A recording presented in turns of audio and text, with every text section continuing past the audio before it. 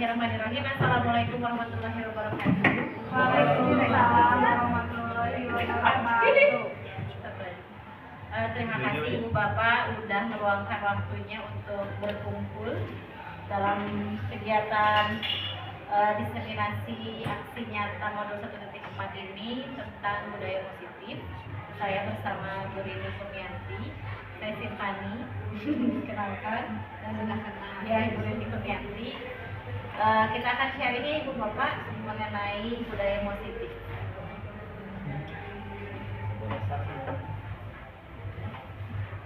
Udah kenal mungkin ya kepala kita ya, Ibu Elinda Lina SPD MPD. Nah ini adalah fasilitator Ibu Rini Kurnianti, Pak Sanudin, Pak Dudi, fasilitator saya. Ngajar praktiknya Ibu Rini, Ibu Santi, Ibu Vita, ngajar praktik saya. Nah, tujuan dalam diskusi kali ini yaitu CGP dapat menyampaikan pembelajaran dari penerapan konsep inti dari modul budaya positif serta pemahaman kami mengenai konsep dalam modul budaya positif. Kita speaking dulu ya Miss ya. Jelas nggak? Jelas. Jelas ya? Jelas. Gambar lebah. Gambarnya. Saya Samping lebah. lanjutkan dulu ininya.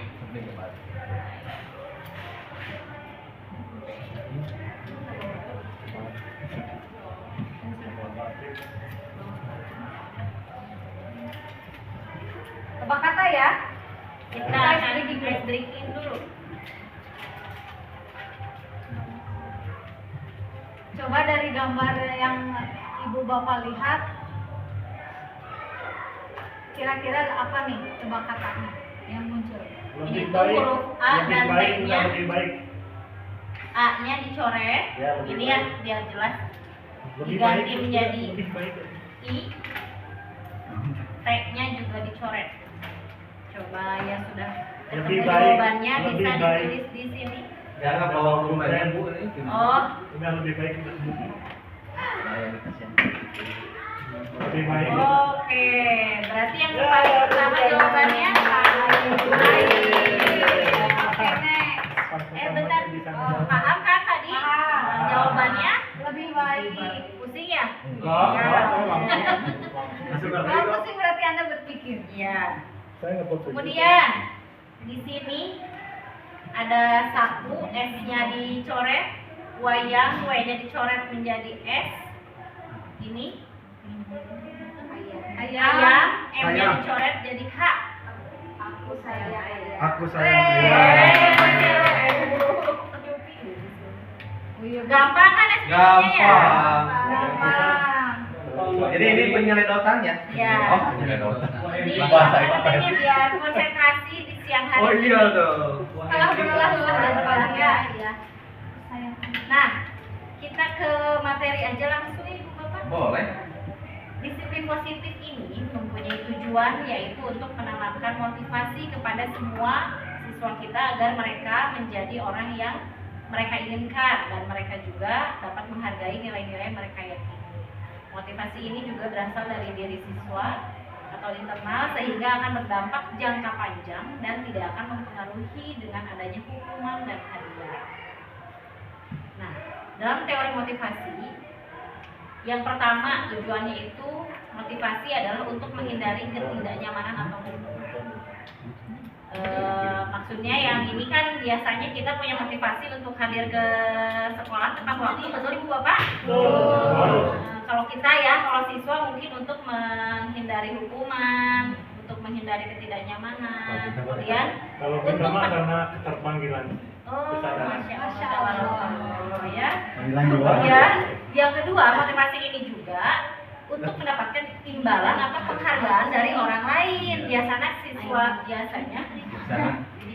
Siswa-siswi di sini itu akan mendapatkan imbalan dari guru, misalkan dari wali kelas karena hadir tepat waktu, contohnya begitu. Kemudian untuk menjadi orang yang mereka inginkan dan menghargai diri sendiri dengan nilai-nilai yang mereka percaya. Mungkin siswa yang memiliki kepercayaan diri untuk datang tepat waktu memiliki tanggung jawabnya sendiri, kedisiplinannya sendiri. Selanjutnya, nah ini ada skenario. Oke, saya bacakan ya. Ibu Anas, guru kelas 2 SD, mendapatkan masalah. Murid-muridnya tidak bisa tertib berdiri antri di depan pintu kelas dan selalu berebutan masuk ke dalam kelas setelah jam istirahat selesai. Ini tentunya sangat mengganggu proses pembelajaran, di mana kelas tidak dapat mulai tepat waktu karena Ibu Anas sibuk menenangkan murid-muridnya untuk waktu cukup lama. Akhirnya Bu Anas berpikir cepat dan mengandalkan stiker bintang. Setiap murid-muridnya akan masuk kelas usai jam istirahat. Bu Anas akan mengiming-imingi murid-muridnya dengan stiker bintang. Siapa yang dapat berdiri lurus dan berbaris rapi antri di depan pintu dapat bintang dari Bu Anas. Sebagian besar murid-muridnya menyambut tantangan tersebut dan langsung berdiri rapi di depan pintu agar mendapatkan stiker bintang. Hal ini terus dilakukan Bu Anas selama beberapa minggu. Karena cukup berhasil membuat murid-muridnya berdiri rapi antri di depan pintu. Sampai pada suatu saat Bu Anas sakit dan terpaksa digantikan Pak Heru. Pak Heru tidak mengetahui tentang stiker bintang dan benar saja pada saat mau masuk ke kelas, usai jam istirahat, murid-murid kelas 2 kembali berebutan masuk kelas. Apa yang terjadi? Mengapa? Nah, kira-kira kenapa Ibu Bapak? Ketika diganti oleh Pak Heru, siswa-siswi di sini berebutan kembali masuk kelasnya tidak tahu. Karena tidak mendapatkan reward itu apa? Hadiah ya. Oke, karena tidak mendapatkan penghargaan. Penghargaan. Berarti si anak mau mengikuti aturan karena adanya Ada reward itu. Ada reward. Ketika tidak ada reward, kembali lagi ke kebiasaan awalnya. Menurut Ibu Bapak itu bagus atau tidak? Tidak. Ada yang bisa mengutarakan pendapat dulu? Silahkan. Kalau untuk pelatih sih bagus menurut saya. Karena lama kelamaan mungkin akan terbiasa seperti Jadi pembiasaan. Jadi pembiasaan. Tapi ketika rewardnya tidak ada, si anak kembali lagi. Nah itu yang jadi masalahnya. Yang sebenarnya. Nah, masalahnya kira-kira menurut Ibu Bapak harus seperti apa? Bolehkah saya berpendapat? Boleh, Boleh. silahkan. Kalau menurut saya kan kalau misalnya kita dengan reward seperti itu, anak-anak yes, nggak ada reward jadi no gitu kan. Ya. Pada dasarnya itu harus kembali dulu kepada kita sebagai gurunya loh. Artinya performa kita ataupun tepat waktu dan tidaknya itu yang harus kita utamakan dulu, itu menurut saya. Sehingga ketika kan kalau zaman sekarang itu kalau dengan contoh itu lebih baik. Iya, memang. Jadi itu sebagai figur lah, guru itu sebagai figur gitu. Jadi kalau misalnya kita selalu mengandalkan dengan bintang dan nanti anak kebiasaan mah. Iya. Oke, saya melatih, oke melatih.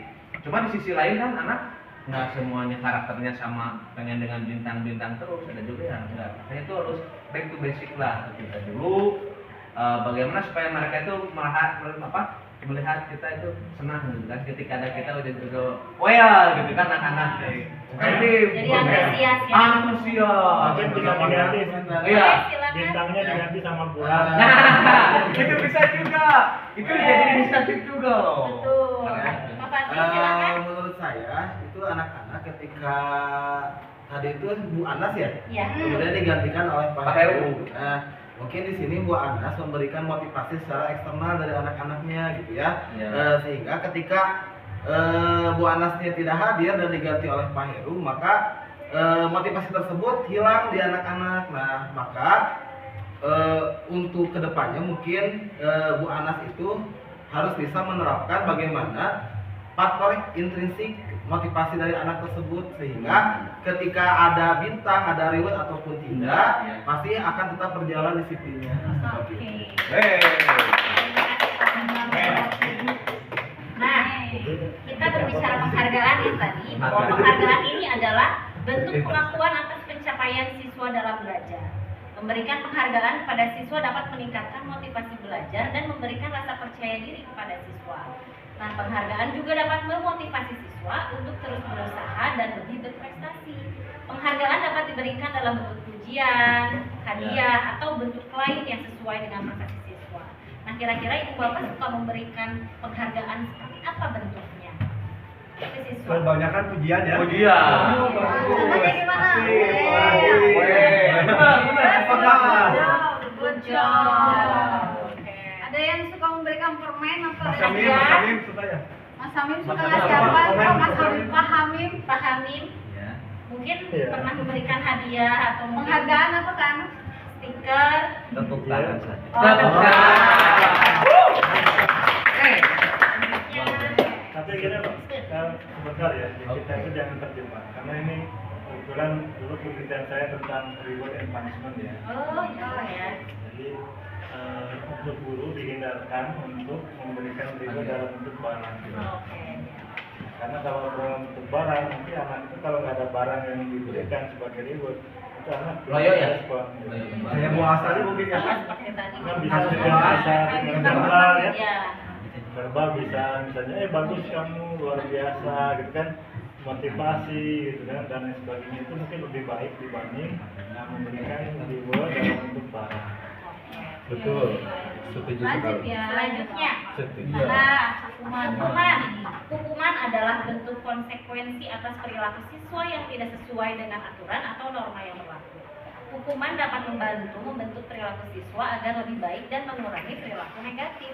Namun, hukuman juga dapat memiliki dampak negatif jika tidak diberikan dengan Betul tidak menurut Bu Ibu? mohon maaf. Kalau menurut saya dengan kata hukuman itu agak apa? Tingkat yang tinggi begitu ya, tingkat yang tinggi hukuman itu kan ke efek-efek anak-anak melakukan hal-hal yang kriminal lah. Jadi jangan hukuman lah kalau ke anak mah sanksi loh. Bahasanya yang jangan. Kalau hukuman kan mohon maaf ya, ini masalah hukuman sebetulnya kalau yang dipaham Bu Ati gimana Bu? benar. Terlalu berat betul. Bahasanya betul. ya, Terlalu seram gitu. ya.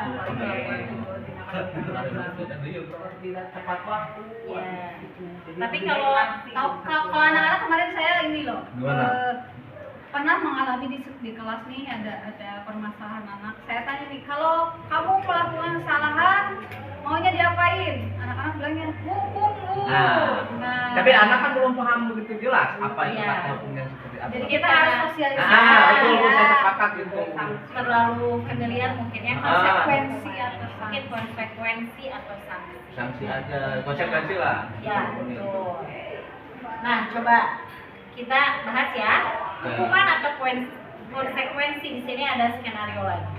Iva kurang menguasai pelajaran matematika sehingga pada saat pembelajaran tersebut berlangsung, dia lebih banyak berdiam diri atau menggambar di buku pelajaran itu. Pada saat guru matematikanya, Pak Seno, menanyakan pertanyaan, Iva menjadi gugup dan tak sengaja menjatuhkan tasnya dari kursi, serta tiba-tiba menjadi gagap pada saat berupaya menjawab.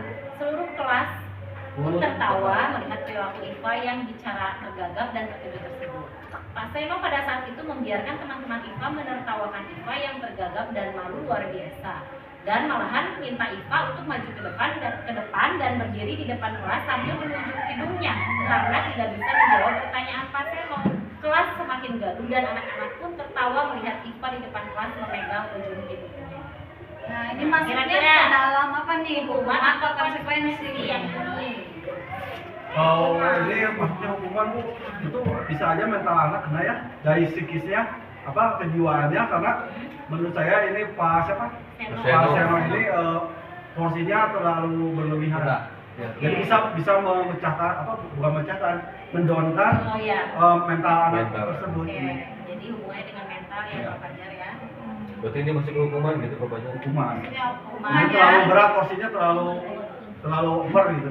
Kalau ingin memberikan konsekuensi nih, ketika ada kasus ini bagusnya konsekuensinya seperti apa? Harusnya begitu mereka menertawakan, itu kita apa cegah aja, mereka gak bereaksi apa-apa gitu kan. Oke, jadi disuruh terjadi di Jangan Selanjutnya pada saat dari- mereka tertawa itu. Oke, tuh. Ada lagi? Ada lagi Bu? Ada yang mau mengutarakan pendapatnya? Atau Kalau mungkin yang pernah begini? konsepnya untuk masalah konsekuensi ya, Ya. sebetulnya Bu Silmi lebih paham.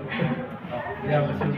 Kau bagian kalau Menurut saya ya Bu ya, kalau menurut saya Iya. sesuai dengan yang saya katakan ya, dengan kejadian seperti itu yang dialami oleh anak itu termasuk ke dalam pembulian karena di sana ada efek membuat mental anak itu jadi down ya, dia ada diam dan si teman-teman yang lainnya malah merendah. Oke. Mungkin tambahan Bu, yang namanya bully itu adalah berulang-ulang. Tapi kan ini kan tidak berulang. Sekali. Waktu hari itu ya. Itu Ini aja. bukan termasuk pembulian. Gitu. Tapi tetap kurang pas ya. Ini Cuman kurang hukumannya jangan di depan anak. Jadi solusinya kita sebagai guru harus bagaimana nih? Ketika memberikan konsekuensi dari Iya, perbuatan konsekuensi anak. teh ada batasannya seperti apa kira-kira? Nah, Kalau saya gurunya di sana, begitu temannya bereaksi itu kita stop gitu kan.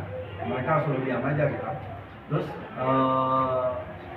yang memberikan pengertian kepada siapa anaknya itu, Diva itu untuk lebih giat lagi gitu. Kalau saya itu menurut saya mah kalau memang ini adalah sebuah konsekuensi atau hukuman buat yang namanya murid siapa tadi IPA ya. IPA. Angka baiknya IPA ini menurut pasien ini dikasih sebuah dari sebuah apa? sebuah sanksi yang sifatnya mendidik. Oke. Artinya supaya dia bagaimana nih supaya termotivasi untuk tidak seperti tadi buku Iya. nggak hare-hare begitu Jadi kan. lebih konsen ya. Jadi artinya ada sebuah sanksi yang membuat dia termotivasi. Yang artinya kan misalnya tidak ada Pak, ada regulasi untuk belajar kan anak-anak. Itu kalau menurut saya. Sepakat ya, Oke. sepakat ya ini hukuman berarti ya. Denot. Nah, di sini itu ada 5 posisi kontrol guru. Yang pertama sebagai penghukum, kedua pembuat merasa bersalah, ketiga sebagai teman, 4 pemantau dan 5 manajer. Sebagai penghukum, biasanya hukuman ini berupa fisik ataupun verbal. Orang-orang yang menjalankan posisi penghukum senantiasa mengatakan bahwa sekolah memerlukan sistem atau alat yang dapat lebih menekankan murid-murid lebih dalam lagi. Contoh kata-kata yang posisi kontrol sebagai penghukum, misalkan gini, ibu sangat kecewa sekali dengan kamu. Berapa kali bapak harus memberitahu kamu ya? Gimana coba kalau orang tua kamu tahu kamu berbuat begini? Jadi kata-kata seperti ini adalah kata-kata guru yang berada kontrol penghukum. Bisa dipahami? Pernah berarti Bu kayak gitu? Sering ya? Sering Sering. ya, ternyata tanpa disadari kita melakukan itu. Next. Ya, selanjutnya kita ada posisi kontrol sebagai pembuat rasa bersalah. Di sini guru memang menggunakan bahasa yang lemah lembut, ya, tapi menumbuhkan rasa bersalah pada anak di sini. Jadi anak merasa bersalah, bahkan rendah diri, tidak percaya diri. Biasanya di sini kata-kata yang kita gunakan, ibu sangat kecewa sekali dengan kamu karena dia melakukan kesalahan, ya. Sama ya. Yang kedua, berapa kali bapak harus ngingetin atau beritahu kamu, gitu-gitu ya. Nah, kita mengatur ya. Jadi si anaknya merasa bersalah gitu loh. Coba kalau orang tua kamu tahu, Ibu kamu capek. nah, kamu nggak kasihan ke ibu, udah capek-capek ngajar. Gimana kalau ibu kena teguran di kepala sekolah? Nah, Gitu. kalau di kelas itu diam, sayang nggak ke saya, gitu kan ya. Di sini aku kena langsung. Jadi Hidup saya langsung. salah di pasti gitu ya. Nih. Ya, selanjutnya bisa. Ya, selanjutnya posisi guru sebagai teman. Di sini tidak menyakiti murid, namun akan tetap berupaya mengontrol murid melalui persuasi. Posisi teman pada guru bisa negatif ataupun positif. Positifnya di sini berupa hubungan baik yang terjalin antara guru dan murid, dan guru di posisi teman ini menggunakan hubungan baik dan biasanya humor, itu ngajak ngobrol. Contoh, ayo bantulah demi bapak ya, ayo ingat tidak Bestian ya, besti bantuan bapak sama ini gitu. Ya udah deh kali ini nggak apa-apa, nanti lain kali jangan begini ya. Pernah begitu ibu? Nah, Berarti ketiga ini sudah pernah melakukan. Oke. Setil ya. Setil. Ternyata saya posisinya di situ. Nih ada posisi kontrol pemantau nih kita sebagai guru. Jadi kita posisinya di sini mengawasi dan bertanggung jawab terhadap perilaku anak. Nih ada beberapa biasanya kita utarakan untuk menjalankan posisi sebagai pengontrol itu pemantau, yaitu kita nanya peraturannya apa. Ketika kita nanya nih anak yang berbuat kesalahan, kita tanya, kamu tahu nggak peraturannya apa? Apa yang telah kamu lakukan? Kita jadi konfirmasi ulang, ya, konfirmasi ulang. Dan tahu tidak konsekuensi dan sanksinya? Kita kan kalau di sekolah nih ada yang pengalaman nggak? Anak, Pak Henry biasanya kalau pacarnya ya Pak Henry ya? Ya. Aku tahu Pak. Kalau Pak Hendy kalau ada anak yang telat datang pacarnya suka gimana Pak? Kalau saya hanya memandang dengan tatapan mata yang Tajam. Saja. agak tajam, agak sayu begitu. Anak udah paham dengan gerak-gerik, karena kita udah ada seperti ikatan batin gitu aja ya kan. Betul. Kalau saya Chemistry-nya ya, Pak. Ya, kalau saya dengan anak bimbingan saya itu seperti itu. Jadi anak-anak kalau saya ada mereka juga. Jadi body language-nya sudah mengerti ya. Ya ini mereka paham. Jadi kalau ini anak satu dia pasti. Tinggal gini Ya, Pak dengan Dik. bahasa saya. Kalau saya begitu. Bahasa tubuh. Bahasa tubuh betul. Oh, keren. Bahasa tubuh itu ya. Bukan bahasa kolbu ya. Body language. Nah, yang terakhir, posisi kontrol guru sebagai manajer. Manajer adalah posisi di mana guru berbuat sesuatu bersama dengan murid, mempersilahkan murid mempertanggungjawabkan perilakunya, mendukung murid agar dapat menemukan solusi atas permasalahannya sendiri. Seorang manajer telah memiliki keterampilan di posisi teman maupun pemantau, dan dengan demikian bisa jadi di waktu-waktu tertentu kembali kepada kedua posisi tersebut bila diperlukan. Namun bila kita menginginkan murid-murid kita menjadi manusia yang merdeka, mandiri dan bertanggung jawab, maka kita perlu mengacu kepada restitusi yang dapat menjadikan murid kita seorang manajer bagi dirinya sendiri. Nah, di manajer ini murid diajak untuk menganalisis kebutuhan dirinya maupun kebutuhan orang lain. Di sini penekanannya bukan pada kemampuan membuat konsekuensi ya, namun pada berkolaborasi dengan murid bagaimana agar murid dapat memperbaiki kesalahannya. Contoh pertanyaannya, apa yang kita yakini? Biasanya ditanyakan keyakinan kelas apa yang sudah dirumuskan, Sepakati. Nah, apakah kamu meyakininya? Misalnya, ya Bu, di kelas saya harus saling menghargai ketika guru berbicara. Apakah kamu meyakininya? Kemudian ditanya kembali si anak teh, jika kamu meyakininya, kan sudah melakukan kesalahan, apakah kamu bersedia memperbaiki? Maunya memperbaikinya caranya bagaimana Jadi nih? dikembalikan lagi ke murid. Balik lagi ke anak. Iya. Kesadaran muridnya Ya, ya. atau Sadar diri ya, ya. gitu. Ketika si anak melakukan kesalahan, coba ditanya, kira-kira kalau sedang melakukan kesalahan, sikap guru yang kamu inginkan seperti apa? Kan kadang siswa kemarin ditanya, Bu, saya pengen ditegur aja Bu, atau bawa ke BK aja Bu, diajak ngobrol, ada yang gitu, atau saya tidak mau Bu dikasih hukuman, ada juga yang begitu. Bu jangan dikata-katain. Iya, kamu dicirian, biasanya gitu. Nah, akhirnya ketika si anak sudah mengutarakan semuanya, kita tanya lagi, apa rencana kamu untuk memperbaiki kesalahan kamu? Misalkan kalau yang kemarin main game di kelas, kira-kira apa yang harus kamu lakukan? Biasanya ibu-ibu kalau ada main game di kelas ya anak-anak, bapak-bapak Langsung diambil handphonenya? diambil handphonenya, dijudge salah atau Dijudge bagaimana salah nih atau biasanya? Langsung diambil dulu gitu. Kita Iya, dulu ya. diambil. Terus, Kalau iya. tiga kali melakukan hal yang sama baru nggak diperingatin. Tapi pernah ada obrolan nggak? dia lagi megang HP teh ngapain? Kenapa sih, Iya. kebutuhan apa sih yang sedang dia butuhkan gitu ya? Kadang Bu, saya pengen bebas aja, kebutuhan kebebasan, kebutuhan kesenangan gitu ya. Bu Cuma saya lagi bete, lagi apa? Geje. gitu kan bahasanya. Jadi si anak ditanya kembali mau ngapain Gadget sih apa, Bu? untuk Gak memperbaiki jelas. memperbaikinya. Nah, Nah, kekinian Pak. ya dari kelima posisi kontrol ini, Ibu Bapak sering melakukan Seringnya pakai yang mana nih kita masih kontrolnya? Menghukum, membuat terasa bersalah, teman atau besti, pemantau atau Atau manajer. manajer. Biasanya kita mana nih? Kita Tapi kadang kasih kita diri. lihat karakter siswanya dulu ya Bu. Ya, jadi kebutuhan mereka itu kan berbeda-beda. Ada yang tadi, contoh tadi ada yang pengen ditegur, ada yang Fleksibel berarti kita ya. fleksibel gitu. Kita lihat karakter siswanya dulu. Oh ini cocoknya seperti ini. Menggunakan apa gitu. Oke. Itu menurut saya. Gitu. Ya, Menurut yang lain, ada Bu lagi Yuki, biasanya pakai yang mana? teman. CS-CSan ya. Tergantung sama gitu, tergantung anaknya nih. Kalau dari Betul betul. makro di rumah Atau lebih banyaknya membuat anak Dominannya menjadi kita pakai yang mana nih? Kalau sama yang ke teman sama seperti itu aja. Ya, karena dengan namanya kita sebagai mitra belajar mereka, maaf ya walaupun manajer, kalau di kelas juga manajer kan nggak dia punya hak veto berlebihan gitu kan.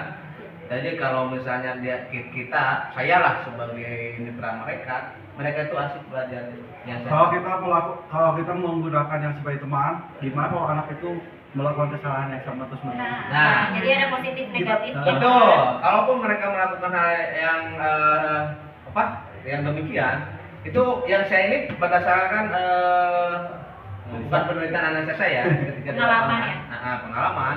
Jadi yang menegur itu bukan saya loh. Jadi anak-anak itu yang menegurnya. Jadi di lingkungannya sadar ya. Jadi si anak-anak itu yang jadi menyalahkan mereka. Jadi kita kan untung. Itu pengalaman saya. Hubungan sosial. Benar. Jadi kan Sosial, jadi internal. yang memberikan sanksi secara verbal itu adalah mereka teman-temannya gitu Jadi kan. ada sanksi sosial juga. Ini kamu nggak merhatiin, kamu mah. Berarti bukan artinya kita lempar tanggung jawab, gitu kan? Nah, Tapi kalau merasa saya- terbantu. kalau- Merasa terbantu loh, itu Terus, yang saya alami. biasanya si anak udah digituin gimana? Jerah nggak? Jerah nggak? Sekali 2 kali sehari itu mereka jerah. Terus di waktu yang lain melakukan lagi deh anak itu. Jadinya ya kita dikenakan Penghukum. enggak dong. Ya mereka aja lagi terus, tapi kalau sudah 3 kali mereka juga jerah loh aslinya. Oke, ya betul. Ada perubahan lah, Iya. ada perubahan sikap begitu Berarti kan. motivasinya dengan cara begitu. Kalau saya mah begitu metodenya. Oke. Positif negatifnya memang ada, Pak. Nih, kita lihat nih. Ada contoh kasus nih. Ibu Dani sedang menjelaskan pelajaran bahasa Inggris di depan. Bawa Fajar, itu Mana? Namun, nih, beliau memperhatikan posisi Fajar. iya. Malah tidur-tiduran untuk Ah. mengajukan. Lagi belajar ini lagi. Si ibu, seharusnya Bu Rini ya di sini ya. Nih, di sini Bu Rini Bu Dani nanya, Fajar, coba jawab pertanyaan nomor 3. Maju ke depan dan kerjakan di papan tulis. Fajar pun tanpa malas-malasan maju ke depan dan sesampai di depan papan tulis pun, Fajar hanya diam terpaku sambil memegang buku bahasa Inggrisnya dan memainkan spidol di tangannya. Nah, gurunya langsung ngomong lagi nih, ayo Fajar, makanya jangan tidur-tiduran. Lain kali perhatikan. Sudah sana, duduk kembali. Kira-kira siapa yang bisa? Fajar pun kembali duduk ke bangkunya. Nah, hal seperti ini sudah sering terjadi pada si Fajar nih. Seperti tidak memperhatikan acuh tak acuh dan nilai-nilainya pun tidak terlalu baik untuk belajar bahasa Inggris. Pada saat ditegur oleh Ibu Dani, Fajar menjawab, tidak tahu Bu, biasa ya, beri-beri kayak gitu ya. Ibu Dani pun menjawab lirik, gimana kamu Fajar, kamu gak kasihan sama ibu ya? Ibu sudah capek-capek mengajarkan kamu, tidak kasihan sama ibu? Dan Fajar pun diam bisu. Nih, dari contoh kasus ini nih, posisi kontrol Ibu Dani itu sebagai apa nih menurut teman-teman semua? Kamu tidak kasih. Yang terakhir apa saya? Memberi rasa salah itu. Memberi rasa salah. Kasih. Rasa Ah, bersalah. Membuat merasa bersalah. Ya, betul. Jadi Fajar ini kok merasa bersalah betul. Nah, Kayak Nih, yang pas pertanyaan. tadi kan ya, posisi kontrol yang sedang dilakukan adalah membuat merasa bersalah. Pernyataan apa yang ditujukan Kita bisa menganalisis itu pembuat rasa bersalah dari kata-kata apa nih? dari kata-kata Capek, kamu juga tadi. itu terlihat ya. Nah, seperti kasus yang tadi, bagaimana seharusnya kita sebagai guru ketika Kalau guru itu kita menanggapi ini seperti apa? menanggapi Fajar yang Ayo. Dari Bu ini Bu Sri. Sri, Sri biasanya kalau jadi Ibu Dani seperti ya. Bu Sri mau itu. kalau ada anak yang seperti itu, pendekatan Pak. pendekatan. Oh. Bagaimana si Fajar itu wataknya bagaimana Fajar? Hei. Karena bagaimana kita membuktikan kalau kita nggak tahu situasi atau peserta didik karakternya seperti apa. Kan masing-masing anak ada karakternya masing-masing. Nah kita harus mengikuti alurnya bagaimana. Makanya pendekatan itu penting. Kalau secara disiplin memang tidak disiplin, tapi kalau dengan hati bakal Hati mah juga lancar. Tadi dibahas oleh Bu Sri bahwa kita harus tahu kondisi anak nih ya. Betul, Tapi harus pendekatan. ada ini ya, ada PDKT ya. Iya. Ada Kalau PDKT. PDUT gimana? Oh, jangan. Nih, ternyata ada beberapa penjelasan mengenai kebutuhan dasar manusia. Yang satu yaitu kebutuhan bertahan hidup. Nih, kita semua pasti punya kebutuhan bertahan hidup ya. Dari makan, minum, kebutuhan psikologis, biologis ya. Itu kebutuhan bertahan hidup. Yang kedua, kasih sayang dan rasa diterima. Nih, kebutuhan akan hubungan koneksi antar teman, lingkungan, orang tua dan kelompok, merasa dianggap dalam kelompok. Ini anak-anak kita juga butuh ini nih, dan kita juga pastinya butuh ini. Nah, yang ketiga yaitu kebutuhan penguasaan. Nih, kebutuhan ini meliputi keinginan untuk dianggap berharga, diakui keberadaan, punya kompetensi dan pencapaian. Kita semua punya kebutuhan itu ya. Pengen dihargai kan pastinya ya. Eksistensi kita itu ya. Eksistensi ya. Keberadaan kita dihargai. Maksudnya bentuk penghargaannya seperti apa? Nah, kita bahas ya. Yang keempat yaitu kebutuhan kebebasan. Kebutuhan akan kemandirian, otonomi, dan memiliki pilihan tanpa ada intervensi dari orang lain. Ya, kita jangankan anak-anak lah, kita sendiri kan kita butuh kebebasan ya. Ya kalau bahasa gaul anak-anak sih gimana gue lah, hidup-hidup gue gitu ya. Cuman memang ada batasan hak dan kewajiban antar sesama ya. Nah yang kelima yaitu kebutuhan kesenangan. Ibu-ibu, bapak-bapak butuh kebutuhan kesenangan? Butuh banget. Butuh kewarasan. Biasanya kita butuh kesenangan lewat apa? Saya masih udah Healing, shopping. Kalau bapak-bapak ngapain kesenangannya? Ya, Beda-beda, Bu. mancing, Ada yang mancing, ada yang olahraga, Mancing, olahraga, nyenengin istri. ngopi, oke. Jadi tiap orang punya pemenuhan kebutuhan masing-masingnya dan kita harus memahami itu. Satu lagi kurang spiritual. Nih, kita lihat nih ada kasus nih. Bimo seorang anak PKB selalu berlari keluar kelas menuju jalan raya di depan sekolahnya yang ramai dengan kendaraan. Tingkahnya membuat guru Bu Ani bingung dan seringkali lari mengejarnya. Ada beberapa kemungkinan jawaban yang diberikan Bimo. Nih, nah kira-kira kebutuhan dasar Bimo ini apa? Kalau dia melakukan hal seperti itu? Bermain, bebas. Kebebasan atau Kesenangan dia. Bisa juga bertahan hidup itu. Dia nggak bisa hidup kalau di kelas terus. Oke, selanjutnya Indah, seorang anak kelas 3 SD, begitu tiba di rumah sepulang dari sekolah, menangis dan mengadu pada ibunya bahwa dia benci pada Bu Rani. nah, Kira-kira kebutuhan dasar apa yang dia butuhkan? Kayaknya kasih sayang. Kasih sayang. Ya. Muradina nyari pamain. Ya. Mungkin pengen diajar sama Ibu Dani. Itu bukan guru ini ya. Nih. Kasus selanjutnya.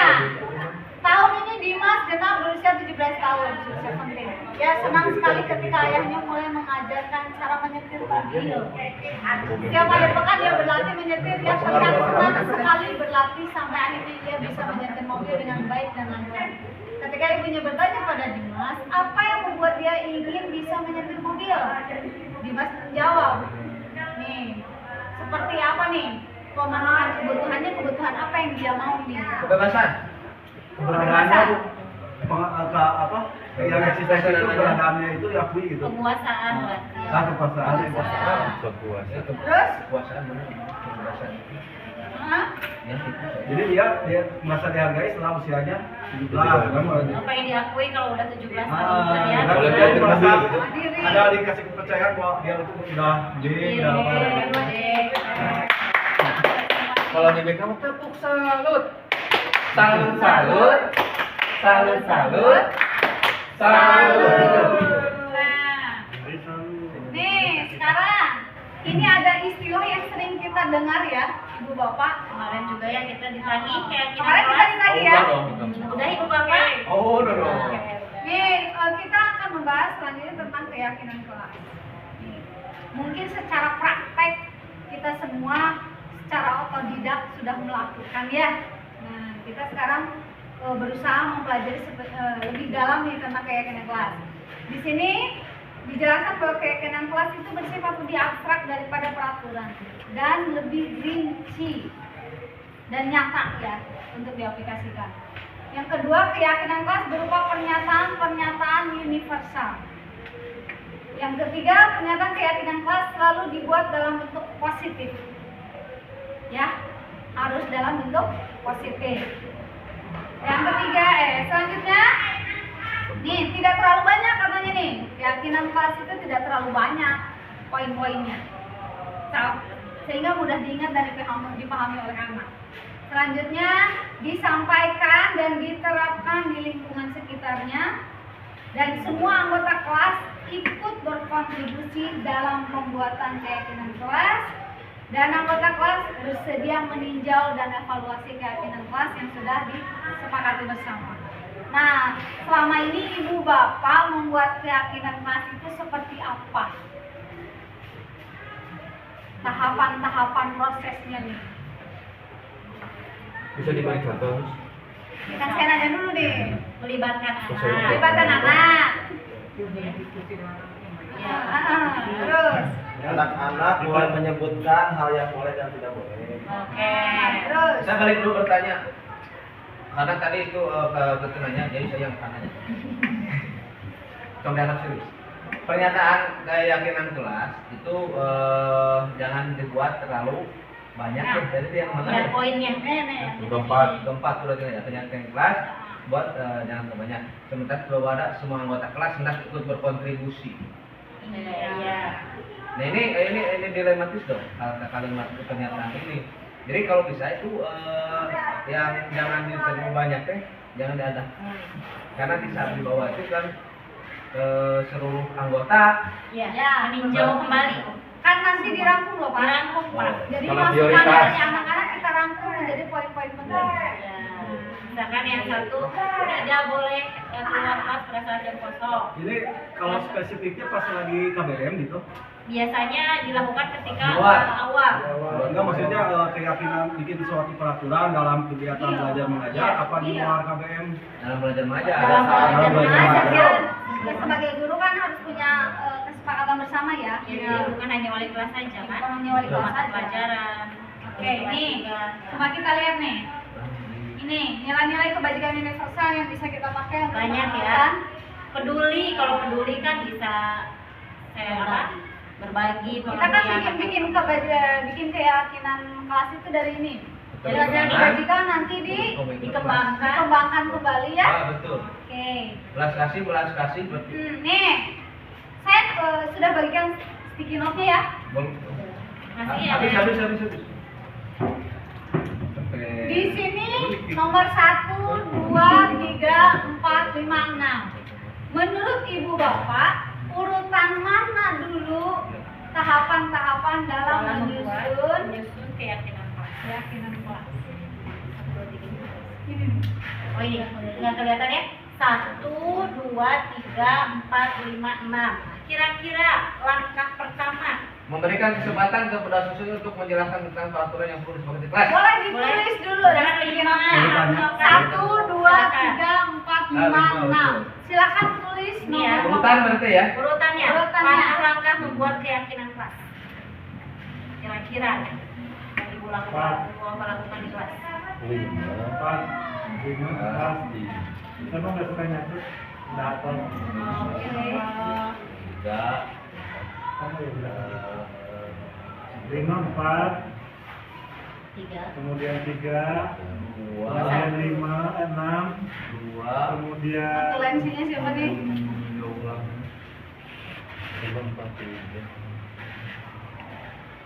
Satu, dua. 1, 2. Menjawab ulang keyakinan. Sepakat? Sepakat. Sepakat? Sepakat. Oke, siapa yang mau ada selesai ibu bapak? Udah. Oke. 5, 4, 3, 6. 2, 6, 1, 2.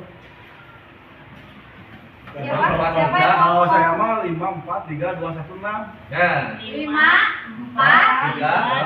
3, 2, 1. 6. Pak Fajar, berarti yang pertama memberikan kesempatan kepada semua siswa untuk menjelaskan tentang peraturan yang perlu disepakati. Ya. Selanjutnya mencatat semua masukan. Betul. Tiga, menyusun. Keyakinan kelas. Ya. Kemudian setelah keyakinan kelas disepakati, semua anggota meninjau ulang dan menyetujuinya. Kemudian meninjau ulang lagi apakah terlalu banyak atau tidak gitu ya. Dan yang terakhir, jadi nomor 6 terakhir. Meninjau lagi daftar pendapat yang telah dicatat, kemudian mengajak siswa untuk mencari nilai kelayakan atau keyakinan yang menjadi inti peraturan tersebut. Kalau saya dibalik. Nah, gimana, Pak Henry? 5, 4, 3, 2, 6, 1. 5, 4, 3, 2, 6, 1. 1. Meninjau ulang. Meninjau ulang keyakinan yang menjadi inti peraturan. Ya. Setelah itu baru ditinjau ulang lagi apabila terlalu banyak. Nah, Kemudian tidak apa-apa kan? Boleh. Oh, tidak tidak apa-apa. apa-apa. Jadi saya 5, 4, 3, 2, 1. Ada lagi? Bapak Jan 2, 6 ya. 4, Saya dibalik ke. Ibu-ibunya gimana? Ini ada yang Oh, berbeda. Bisri, gimana? Bedanya gimana? Opa Camil? Ayo, Mas. 4, 5, 6, 1, 3, 2. 4, 5, 6, 1, 3, 2. Oke. Kita lihat ya. Kita lihat deh langsung jawabannya. Tinggal. Siapakah yang benar? Nah, nomor-nomornya. Oh. Jadi langkah-langkahnya nih. Pertama, Memberikan kesempatan pada semua siswa untuk menjelaskan tentang peraturan yang perlu disepakati kelas. 5 ya. 5, itu ya. Coba back lagi yang tadi 5 betul ya? Ya. nomor 1 memberikan kesempatan. Ya, 5. Tuh. Yang kedua, mencatat Mencatat. semua. Berarti 4. Kemudian menyusun keyakinan kelas sesuai prosedur. Nah, 3. 3. Kemudian meninjau kembali daftar yang telah dicatat, kemudian mengajak siswa untuk mencari nilainya. Nah, meninjau. mencari nilai. Nah, Ya. Nah, selanjutnya meninjau ulang keyakinan kelas secara bersama-sama. dan yang Nah, terakhir terakhir, dua. Ada yang betul? ada yang betul? Ada. Bapak, jadi ini adalah tahapan dalam atau langkah-langkah dalam menyusun keyakinan kelas. Ya. Jauh? Oh, enggak. Nah, mencatat setelah menyepakati bersama siswa, mencatat ya masukan-masukannya. Jadi silakan ditampung dulu beberapa poin masukan. Biasanya kan kalau setelah siswa menulis ya berarti banyak Miss, ya. selanjutnya. Pakai itu aja ya. Nah, kemudian menyusun keyakinan kelas sesuai prosedur pembentukan kelas dan mengubah kalimat negatif menjadi kalimat Nah, positif. ini nih yang penting nih, kita harus membiasakan sugesti positif ke anak-anak. Jadi biasanya kita ngomong kan kalau ke anak-anak tuh jangan buang sampah sembarangan. Kalimat positifnya gimana nih Bapak? Sehingga hindari kata-kata tidak atau jangan. Ya. Jangan terlambat ke sekolah. Dan Datang tepat waktu. Berarti kata-kata yang tadi dari siswa sama kita dirubah menjadi kalimat yang lebih positif. Setelah itu ditinjau kembali pendapat yang telah dicatat, kemudian ke siswa diajak untuk mencari nilai-nilai keyakinan tadi. Ya, nilai dari kebajikan tadi nih. Yang tadi nih, kalau membuang sampah pada tempatnya, kira-kira mana Maksudnya kemana nilainya? nih? Kebersihan bisa. Kebersihan bisa nih ya. Jawab. Biasanya ibu bapak punya kesepakatan apa dengan anak-anak? Bu Lipit biasanya apa? Tidak main HP saat belajar. Kalimat positifnya? Itu negatif. Simpan HP saat belajar. Konsentrasi. saat belajar. Berarti maksudnya nilai-nilai kebajikannya yang mana nih? Kalau yang terjelas apa ya? Disiplin. Disiplin. Berarti biasanya kesepakatannya apa berarti? Datang tepat waktu. Berarti masuknya ke dalam kebijakan apa? Disiplin juga sama.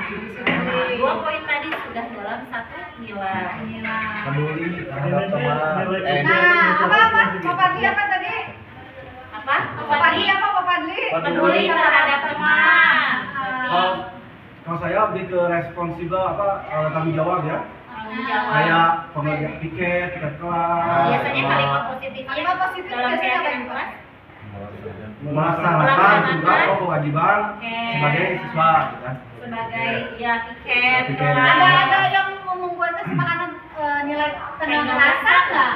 Ada saling menghormati. Saling menghormati. Keteraturan ada nggak? Ada rapi, berpakaian rapi. Berpakaian Berpakaian rapi. rapi. Berbaris Masukkan sebelum masuk. baju ke dalam celana, masukkan celana ke dalam. Berarti itu kerapihan ya. Itulah. Jadi dalam beberapa poin itu bisa masuk dalam satu nilai. Ya. Oke ya. Oke ya. Itu Ibu Bapak ya. Bapak. Selanjutnya Nih, ada segitiga restitusi. Restitusi itu apa sih? Nah, begini, dalam menghadapi permasalahan atau kesalahan-kesalahan yang dilakukan oleh murid-murid kita, ada beberapa tahapan yang bisa kita lakukan. Di sini teorinya segitiga restitusi ya. Tahapan pertama yaitu menstabilkan identitas, yang kedua validasi tindakan yang salah, dan yang ketiga menanyakan keyakinan. Di sini ada beberapa hal yang bisa kita jadikan patokan atau gambaran ya dalam melakukan teori segitiga restitusi ini. Ketika menstabilkan identitas ini bertujuan untuk mengubah identitas anak dari merasa gagal, bersalah, ya menjadi anak yang punya motivasi untuk sukses, untuk memperbaiki diri.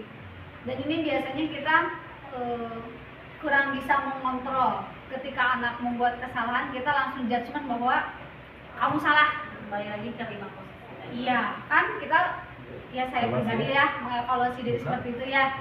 Nah, di sini ketika kita mau menstabilkan identitas anak, ada beberapa hal yang bisa kita utarakan ke anak ini. Misalkan kita bisa bilang bahwa berbuat salah itu adalah hal yang wajar, tetapi harus kita perbaiki.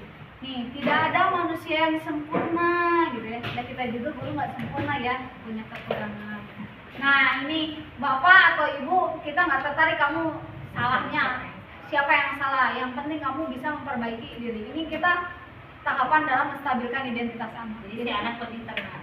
Iya. Mau mengutarakan. Ya, jadi jangan sampai kita menjudgment anak salah dulu tanpa tahu alasan, tanpa menenangkan psikologi anak. Nah, yang kedua yaitu validasi tindakan yang salah. Di sini kita memahamkan bahwa anak itu melakukan kesalahan nih. Kita tanya nih, kamu menyadarkan anak itu salahnya di mana? Ya, di sini ada beberapa pernyataan yang bisa kita pakai nih. Padahal kamu bisa melakukan hal yang lebih buruk. Jadi kita masih motivasi bahwa kamu tidak seburuk yang dianggap oleh orang. Nah, yang kedua, kamu pasti punya alasan. So kita nanya ya, ketika anak nggak masuk sekolah 7 hari, nanya kan, alasannya kenapa? Anak tidak mengerjakan tugas kita, alasannya apa? Apakah memang dia itu nggak ngerti, atau seperti yang dihadapi oleh Pak Henry, ternyata anak mengerjakan tulisnya nggak bisa maca, gitu ya? Ya Pak Henry ya mengalami ya. Nah, jadi kita harus nge-treat apa alasan yang sebenarnya yang mereka hadapi. Nih, yang selanjutnya itu menanyakan keyakinan. Di sini kita menanyakan keyakinan atau kepercayaan yang mereka punya. Nih, di sini ada beberapa pernyataan apa yang mereka percayai, nilai-nilai apa yang mereka yakini, dan kamu mau jadi seperti apa. Jadi kita kalau boleh saya tangkap itu setelah mempelajari modul ini, kita lebih ke komunikasi dua arah, dari hati ke hati ya. Betul. Jadi diajak ngobrolnya tidak dilakukan di kelas. Dan terjadi di BK seperti itu, Bu. Nah iya, nah ini ilmu BK, ilmu psikologi ini. Kalau drama itu lebih ke situ juga. Keren ya. Iya. Ayo Busin. Nah, kasus yang tadi ya, ini ada kasus lagi. Anto dan Dino sedang bermain bersama di lapangan basket dan tiba-tiba terlibat dalam sebuah pertengkaran adu mulut. Dino pun menjadi emosi dan mengadakan kontak fisik, menarik meja Anto dengan kasar sampai 3 kancingnya terlepas. Pada saat itu guru piket langsung melerai mereka dan membawa mereka ke ruang kepala sekolah. Ibu Suti sebagai kepala sekolah berupaya menenangkan keduanya, terutama Dino. Dino, sepertinya kamu saat ini sedang marah sekali. Mendengar itu, Dino pun mengalir bercerita tentang kekesalan hatinya. Ibu Suti pun melanjutkan bahwa membuat kesalahan adalah hal yang manusiawi dan bahwa mempertahankan diri adalah hal yang penting. Namun meminta Dino memikirkan cara lain yang mungkin lebih efektif karena saat ini Dino berada di ruang kepala sekolah. Ibu Suti melanjutkan bertanya tentang keyakinan sekolah yang disepakati, serta apakah Dino bersedia memperbaiki kesalahan yang telah dilakukan terhadap Anto. Dino pun akhirnya perlahan mengangguk. Kemudian Ibu Suti balik bertanya kepada Anto, hal apa yang bisa dilakukan Dino untuk memperbaiki masalah? Anto menjawab, saya perlu kancing saya diperbaiki, Bu. Ibu saya akan sangat marah kalau melihat kancing baju saya sampai copot 3 kancing begini. Ibu Suti pun kembali bertanya ke Dino, apakah yang akan dia lakukan untuk menggantikan 3 kancing Anto yang terlepas? Dino berpikir sejenak namun menjawab, wah tidak tahu Bu, saya lem kembali mungkin ya Bu. Ibu Suti berpikir sebentar dan menanggapi, kalau dilem akan mudah terlepas kembali Dino. Bagaimana kalau kamu menjahitkan saja? Bersediakah kamu? Dino tampak ragu-ragu dan menanggapi, menjahit? Mana saya tahu bagaimana menjahit Bu? Ibu Suti meneruskan, apakah kamu bersedia belajar menjahit? Dino berpikir sejenak, memandang ke meja Anto dan menanggapi, yang mengajari saya siapa Bu? Dengan cepat Ibu Suti menjawab, Pak Irfan, guru tata bersama. Dino kembali diam sejenak dan memandang ke meja Anto yang tanpa kancing. Akhirnya Dino mengangguk tanda menyetujui dan sepanjang siang itu Dino belajar menjahit dan memperbaiki kemeja Anto. Terakhir kali terlihat kedua anak laki-laki tersebut, Dino dan Anto pada jam pulang sekolah, mereka sudah bercengkrama dan bersenda di bawah rumah. Luar biasa kasusnya panjangnya. Ini Nih, apa? Ibu bapak mungkin bisa menganalisis dari 3 tahapan restitusi yang tadi kita bahas ya. Yang pertama itu apa tadi? Menstabilkan identitas, Validasi tindakan. validasi tindakan salah. Yang ketiga, menanyakan Keyakinan. Nah, enggak. Ya, ketiga langkah restitusi tadi di dalam kasus ini itu sudah terlihat Ibu Bapak. Betul ya? Coba kalau yang pertama Menstabilkan identitas yang mana nih? Statement yang mana nih? Statementnya. Statement. Yang buruk melerai itu mana tadi? Mana? Yang tiket mana itu mana ya? Kamu sedang marah sekali ya, yang itu ya? Nah itu. Itu Ya, menstabilkan. menstabilkan identitas bisa bertanya seperti itu. Dino, sepertinya kamu saat ini sedang marah sekali ya. Setelah itu Dino mengalir bercerita tentang kekesalan hati. Sekarang restitusi yang kedua. Ya, validasi tindakan yang salah. Nih, statement yang mana nih yang menyatakan validasi tindakan salah tuh?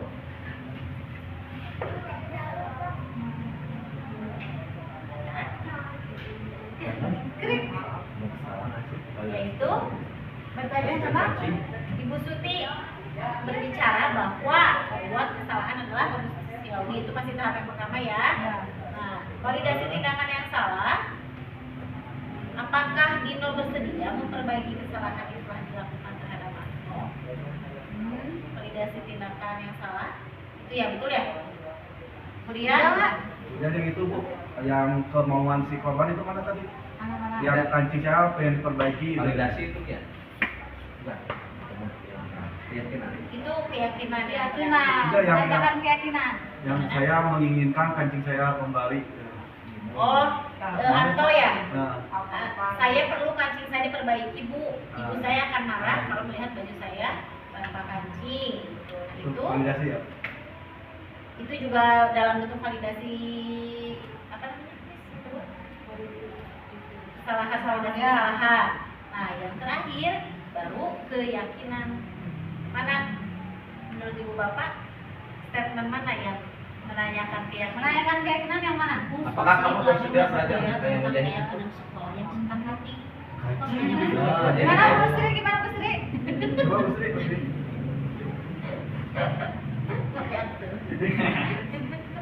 Nah, Di paragraf 3, Ibu Suti melanjutkan bertanya tentang keyakinan sekolah yang disepakati. Di situ sudah terlihat bahwa ada kesepakatan atau keyakinan yang sedang didiskusikan. tepuk tangan dong buat Oh,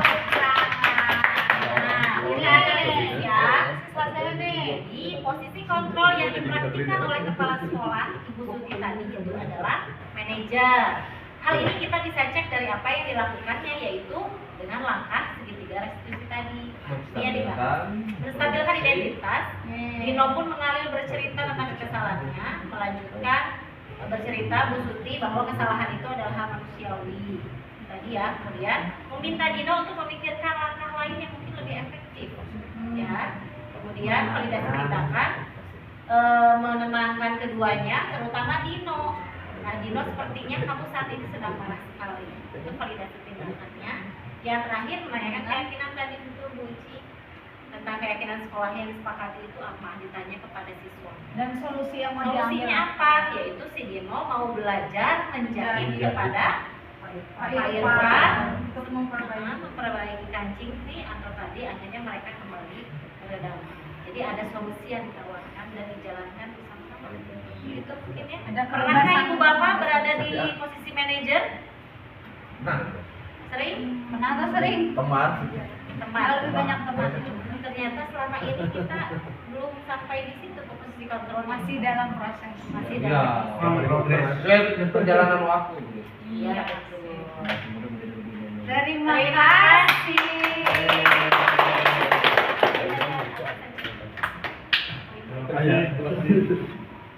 Ya, terima kasih kepada ibu bapak yang sudah memberikan kesempatan kepada kami untuk berbagi ilmu, berbagi pengalaman, dan mudah-mudahan ini bermanfaat untuk pencapaian tujuan pendidikan kita ke depannya, menjadi pendidikan yang berpusat pada peserta didik, lebih memahami kodrat anak, memahami posisi kita seperti apa.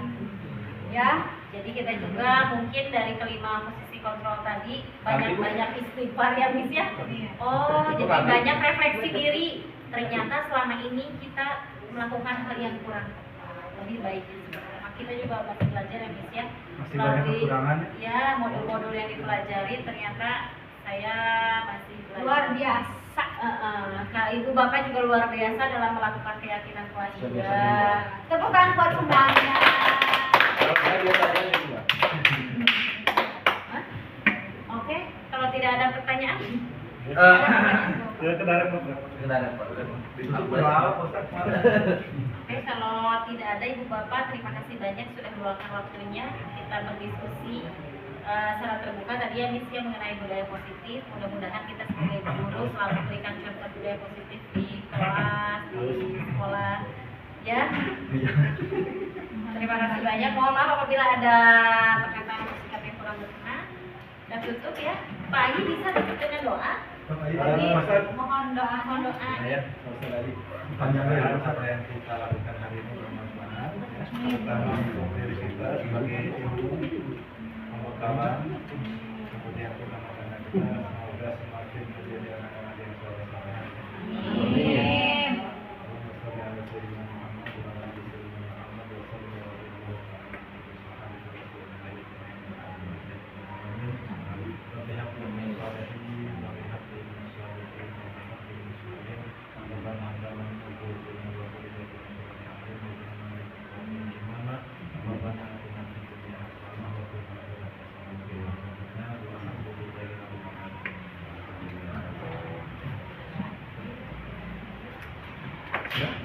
Foto dulu dong. Ada kesan-kesannya nggak itu? Iya. Apa Udah kesan-kesannya? ditutup. Terus kan ada